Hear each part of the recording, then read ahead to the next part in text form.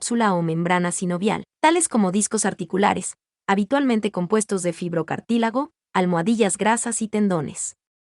Los discos articulares absorben las fuerzas de compresión, ajustan los cambios en el contorno de las superficies articulares durante los movimientos, y aumentan el rango de movimientos que se pueden producir en las articulaciones.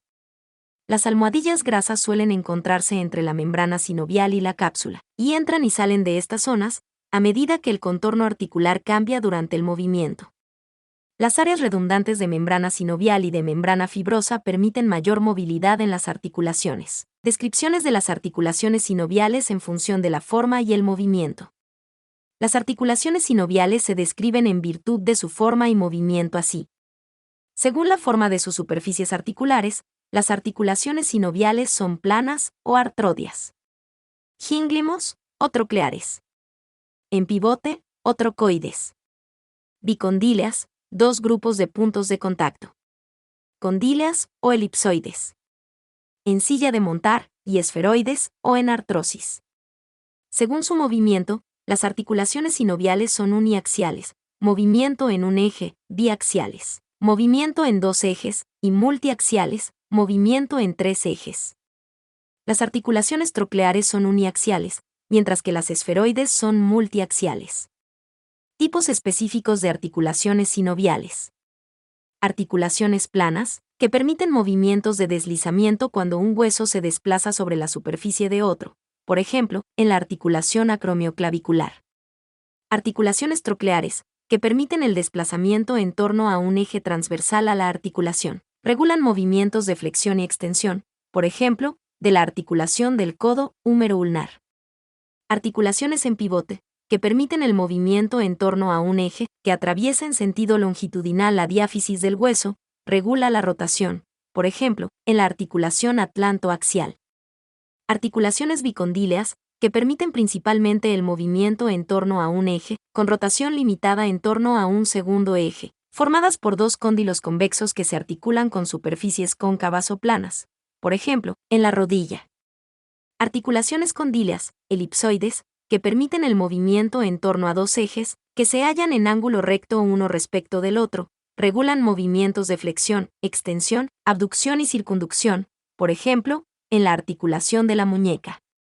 Articulaciones en silla de montar, que permiten el movimiento en torno a dos ejes, que se hallan en ángulo recto uno respecto del otro. Sus superficies articulares tienen forma de silla de montar. Regulan movimientos de flexión, extensión, abducción, aducción y circunducción, por ejemplo, en la articulación carpometacarpiana del pulgar. Articulaciones esferoides, que permiten el movimiento en torno a múltiples ejes, regulan movimiento de flexión, extensión, abducción, aducción, circunducción y rotación, por ejemplo, en la articulación de la cadera. Articulaciones sólidas. Las articulaciones sólidas, sin artrosis, son conexiones entre elementos esqueléticos en las que las superficies adyacentes están unidas entre sí, ya sea por tejido conjuntivo fibroso o por cartílago, habitualmente fibrocartílago.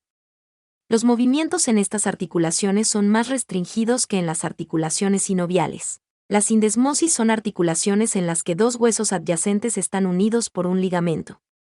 Por ejemplo, el ligamento amarillo, que conecta las láminas vertebrales adyacentes, o por una membrana interósea, la cual une, por ejemplo, el radio y la ulna en el antebrazo. Las articulaciones cartilaginosas incluyen la sincondrosis y sínfisis. La sincondrosis aparecen donde dos centros de osificación de un hueso en desarrollo permanecen separados por una capa de cartílago. Por ejemplo, el cartílago de crecimiento entre la epífisis y la diáfisis de los huesos largos en crecimiento. Estas articulaciones permiten el crecimiento óseo y eventualmente se osifican por completo. Las sínfisis surgen donde dos huesos separados se interconectan por cartílago. La mayoría de estos tipos de articulaciones aparecen en la línea media e incluyen la sínfisis del pubis, entre los dos huesos coxales, y los discos intervertebrales entre las vértebras adyacentes. Conceptos prácticos. Enfermedad articular degenerativa. La enfermedad articular degenerativa se denomina artrosis. El trastorno se relaciona con el envejecimiento, aunque no está causado por él. Es característico que se registre una disminución del contenido de agua y proteoglucanos en el cartílago. Este se hace más frágil y susceptible a padecer lesiones mecánicas. A medida que el cartílago se va desgastando, el hueso subyacente se va fisurando y se endurece.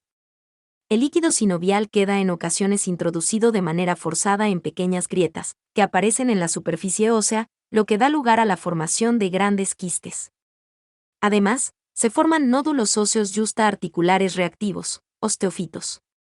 A medida que se desarrollan estos procesos, se registra una ligera deformación que altera las fuerzas biomecánicas incidentes sobre la articulación. Esto genera a su vez tensiones anómalas que terminan por desestabilizarla. En Estados Unidos, la artrosis es responsable de una cuarta parte de las consultas en los centros de asistencia primaria, por lo que se considera un problema ciertamente importante. La etiología de la artrosis no se conoce con precisión. No obstante, la enfermedad puede ser secundaria a otras patologías articulares, como la artritis reumatoide o las infecciones. La sobreutilización de las articulaciones y las tensiones anómalas, como las que experimentan los deportistas, a menudo aumentan la susceptibilidad a padecer artrosis crónica. Se dispone de varios tratamientos, como la reducción de peso, los programas de ejercicio adecuados a cada condición, la administración de antiinflamatorios y la sustitución de la articulación afectada. Artroscopía. La artroscopía es una técnica de visualización del interior de una articulación, en la que se utiliza una pequeña cámara implantada a través de una pequeña incisión en la piel. La intervención puede realizarse en la mayoría de las articulaciones. No obstante, es más habitual en rodilla, hombro, tobillo y cadera. La técnica permite al cirujano visualizar la articulación y su contenido. Es especialmente reseñable el hecho de que, en la rodilla, pueden visualizarse con facilidad los meniscos y los ligamentos, y que es posible emplear puntos de punción diferenciados e instrumentos específicos para extirpar los meniscos y sustituir los ligamentos cruzados. Las principales ventajas de la artroscopía estriban en que se lleva a cabo mediante incisiones pequeñas, en que favorece la rápida recuperación del paciente y su rápida reincorporación a la actividad normal, y en que se realiza con un anestésico leve o con anestesia regional. Conceptos prácticos. Sustitución articular. La sustitución articular se lleva a cabo por diferentes razones. Entre las principales se cuentan la enfermedad articular degenerativa y la destrucción articular. Las articulaciones que han experimentado una degeneración grave, o las que no cumplen adecuadamente su función, suelen causar dolor, lo que limita considerablemente la vida del paciente, de modo que personas que por lo demás estarían sanas, ven restringidas de forma notable sus actividades diarias. En algunos pacientes el dolor llega a ser tan intenso, que hace que no salgan de casa y que aborden cualquier tipo de actividad con continuas molestias. En general suelen verse afectadas las articulaciones más grandes, como la cadera, la rodilla o el hombro. Sin embargo, con las actuales tendencias en lo que respecta a materiales y técnicas de sustitución articular, también es posible reemplazar articulaciones pequeñas, como las de los dedos. Normalmente se suelen sustituir las articulaciones de ambos lados. En la sustitución de cadera es necesario dilatar el acetábulo para implantar una copa metálica o plástica. El componente femoral debe ajustarse con precisión al fémur, para cementarlo en la localización idónea. La mayoría de los pacientes obtienen un sustancial beneficio de la sustitución articular. Tras ser sometidos a ella, pueden continuar desarrollando una vida activa.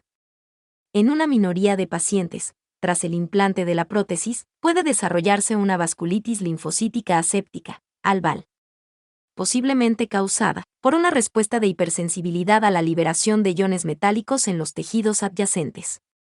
Estos pacientes a menudo tienen dolor crónico y pueden necesitar cirugía adicional para reemplazar las prótesis con modelos más seguros.